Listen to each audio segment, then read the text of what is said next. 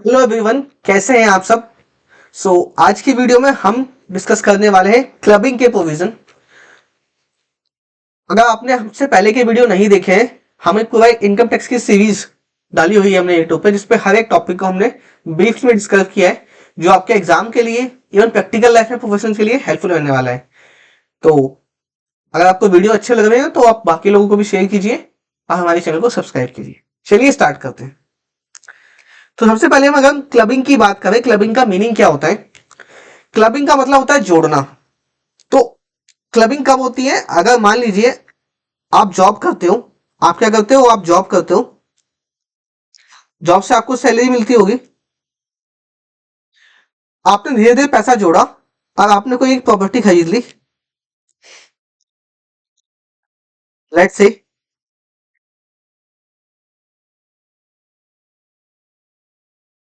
अरे क्या हो गया इसको, जस्ट अ मिनट।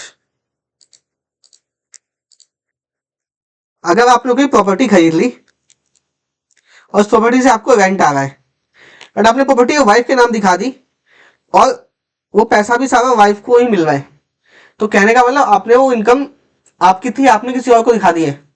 उस केस में क्या होगा, उस केस में वो जो पैसा है, वो इनकम है, वो आपकी इनकम में काउंट की जाएगी और वो आपके ऊपर टैक्सेबल होगी। प्रैक्टिकली ऐसा कर सकते हैं, बट लॉ में यही लिखा हुआ है।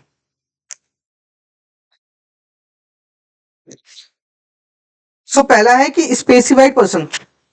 सेक्शन 60 के अंदर कोई भी पर्सन जो है, जो अपनी इनकम ट्रांसफर कर रहा है बिना किसी एसेट को ट्रांसफर किए, यानी कि मैंने अपनी रेंटल की इनकम ट्रांसफर कर दी अपनी वाइफ के नाम पे कि वाइफ कमा रही है, एसेट उसके नाम पे नहीं करी, तो उस केस में जो भी इनकम होगी वो मेरे हाथ में, मेरी टैक्सेबिलिटी के अंदर टैक्सेबल हो जाएगी। दूसरा है revocable of transfer of asset. मैंने किसी एसेट का ट्रांसफर तो किया है, लेकिन वो रिवोकेबल वापस आ सकती है मेरे पास। तो मैंने दिखाने के लिए ट्रांसफर कर दिया। मान लीजिए मेरे पास एक गाड़ी थी जिसको मैं किराए पे चला रहा था, मैंने दिखाने के लिए ट्रांसफर कर दी, लेकिन मेरे पास वापस आ सकती है, तो उसका इनकम जो होगा वो भी ट्रांसफर यानी कि मेरी इनकम में टैक्सेबल हो जाएगा। नेक्स्ट है माइनर चाइल्ड। अगर कोई माइनर चाइल्ड है, माइनर चाइल्ड का मतलब क्या होता है, माइनर वो होते हैं जिनकी एज 18 ईयर से कम होती है।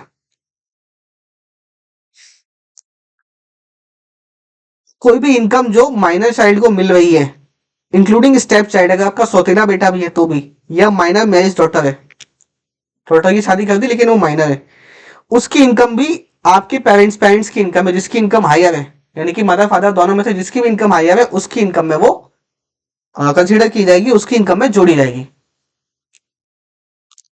लेकिन इसके कुछ एक्सेप्शन होते हैं। एक्सेप्शन क्या क्या है, मतलब एक्सेप्शन मतलब जहां पर माइनर की इनकम माइनर की रहेगी, वो आपकी इनकम में काउंट नहीं होगी। अगर वो 80 यू के अंदर डिसेबल बच्चा है, या फिर वो उसके खुद के टैलेंट की वजह से, जैसे बहुत सारे चाइल्ड बच्चे ना, आपने देखा होगा, शोज करते हैं, डेयरी शॉप करते हैं, टीवी पे आते हैं, तो उनकी जो इनकम है वो उनकी इनकम में ही टैक्सेबल काउंट की जाएगी, वो कहीं पर भी पेरेंट्स की इनकम में इंक्लूड नहीं होगी। या फिर मैनुअल से कुछ पैसा कमाया है अगर माइनर ने, तो भी वो उनके पेरेंट्स की इनकम में ऐड नहीं की जाएगी। तो यहाँ पे एक चीज और है कि अगर marriage of child parent does not subsist, मान लीजिए अगर पेरेंट्स अलग अलग हो गए हैं, उनकी मैरिज आगे नहीं चलती है, तो जिसके पास भी वो माइनर रहता है उसकी इनकम में टैक्सेबल किया जाएगा। और इसमें जो एग्जामेशन होती है वो 1500 पर चाइल्ड है, यानी कि एक बच्चे की 1500 रुपए तक की इनकम हो सकती है, उससे ज्यादा होगी तो वो टैक्सेबल हो जाएगी और वो क्लब हो जाएगी उस पेरेंट्स में जिसकी इनकम ज्यादा है। यहां तक क्लियर है जी सर। नेक्स्ट है स्पाउस के केस में। अगर स्पाउस को कोई रेम्युनरेशन मिलती है, कोई सैलरी मिलती है, कमीशन मिलता है, फीस मिलती है, form and by any mode, किसी भी मोड से मिलता है, any concern having substantial interest. अब कहने का मतलब क्या हो गया कि अगर मेरी वाइफ है, मैं कहीं जॉब करता हूँ, मेरी सैलरी ज्यादा दिखाने के लिए मैंने अपनी वाइफ के नाम पे कुछ सैलरी ट्रांसफर करवाई है, तो वाइफ को जो पहले पैसा मिल रहा है वो उसकी जॉब की वजह से मिल रहा है, वो मेरी सैलरी है। उस केस में वो इनकम मेरी, मेरी इनकम ज्यादा है तो मेरे ऊपर टैक्सेबल, उसकी उसको जो पैसा जाएगा वो भी मेरी टैक्सेबिलिटी में आ जाएगा, मेरी इनकम में ऐड हो जाएगा। तो कहने का मतलब हुआ जो भी स्पाउस है, जो भी हस्बैंड वाइफ है, जिसकी इनकम ज्यादा है उसकी इनकम में वो ऐड कर दिया जाएगा, क्लब कर दिया जाएगा, वहां पे टैक्सेबिलिटी आ जाएगी। कब? जब कोई सब्सटेंशियल इंटरेस्ट आ रहा है। सब्सटेंशियल इंटरेस्ट हो सकता है मैं वहां जॉब कर रहा हूँ, मेरे उसमें शेयर है, मैं डायरेक्टर हूँ, ये सारी चीजें सब्सटेंशियल इंटरेस्ट के अंदर आती है। अगर मैंने कोई एसेट ट्रांसफर करी है स्पाउस को बिना इनहेरिटेड कंसिडरेशन के, उस केस में भी वो सारा का सारा जो पैसा होगा, वो जो भी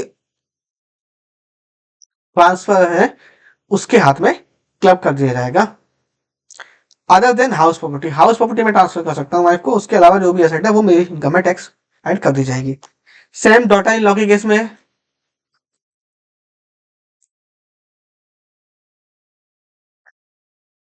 अगर मैंने अपनी डॉटर इन लॉ को यानी कि बहू को कोई एसेट ट्रांसफर करी है बिना कंसिडरेशन के,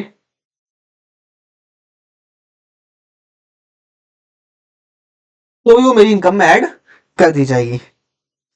इसके बाद एनी पर्सन और एसोसिएशन ऑफ पर्सन, अगर कोई एसेट ट्रांसफर करता है इन एडुकेट कंसिडरेशन के, बिना किसी कंसिडरेशन के या अपर्याप्त कंसिडरेशन के, एओपी को to benefit of daughter in law spouse के बेनिफिट के लिए, तो वो भी हमारी इनकम में, उस पर्सन की इनकम में क्लब कर दी जाएगी। मैंने कोई एओपी पर्सन बना दिया, उससे मैं अपनी एसेट उसको ट्रांसफर करके अपनी वाइफ को, मतलब अपनी डॉटर इन लॉ को या अपनी बेटी को ट्रांसफर कर रहा हूँ, मतलब इनडायरेक्ट हो गया। मतलब मैं हूं, एक ए है, ए ने एक एओपी बनाया और उसको ट्रांसफर कर दिया, उस एओपी ने जो बी है ये इसकी डॉटर है या फिर डॉटर इन लॉ है, इसको ट्रांसफर कर दी है एसेट्स, क्या कर दी? एसेट ट्रांसफर कर दी। तो उस केस में भी ये जो इनकम यहाँ पे इस एसेट से होने वाली है वो वापस से मेरी इनकम में क्लब कर दी जाएगी, जो ट्रांसफर होगा उसकी इनकम में क्लब कर दी जाएगी। क्लियर है? अगर कोई हिंदू अनडिवाइडेड फैमिली है, एचयूएफ है, वो कोई ट्रांसफर करता है प्रॉपर्टी को एचयूएफ को बिना इनएडिक्वेट कंसिडरेशन के या बिना किसी कंसिडरेशन के, तो जो भी ट्रांसफर है उसकी इनकम में वो क्लब करी जाएगी।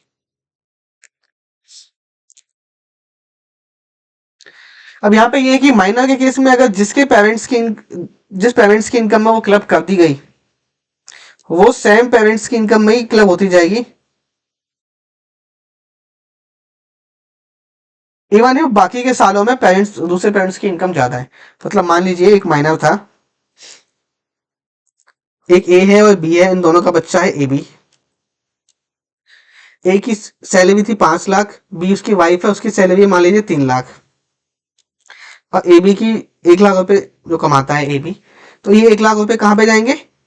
उसके पेरेंट्स की इनकम में जाएंगे, जिसकी इनकम ज्यादा होगी यानी कि हस्बैंड की इनकम में जाएंगे, तो यहाँ क्लब हो जाएंगे। यहाँ पे क्या हो जाएगा? ये क्लब्ड हो जाएगा। लेकिन ये तो मान लीजिए 2024-25 का केस था। 2025-26 में क्या हुआ? अब ए की जो इनकम है वो 6 लाख रुपए है, लेकिन वाइफ की इनकम बढ़कर 7 लाख रुपए हो गई, डबल, इससे ज्यादा बढ़ गई। तब भी ये पैसा एक ही इनकम में क्लब होगा, वाइफ का क्लब नहीं होगा। एक बार जिसमें क्लब कर दिया वहीं क्लब किया जाए। Income from reinvestment of clubbed income by spouse is not clubbed and is considered as spouse income. मतलब मैंने कोई गाड़ी उसको ट्रांसफर करी थी अपनी स्पाउस को, उससे उसको इनकम हुई, उस इनकम को उसने री इन्वेस्ट कर दिया, उसका जो ब्याज है वो उसी की इनकम है।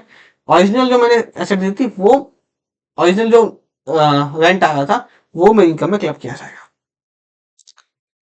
तो ये हो गए क्लबिंग के प्रोविजन। आशा करता हूँ वीडियो अच्छा लगा होगा, इसे लाइक करें, हमारे चैनल को सब्सक्राइब करें। मिलते हैं नेक्स्ट वीडियो में। जय हिंद।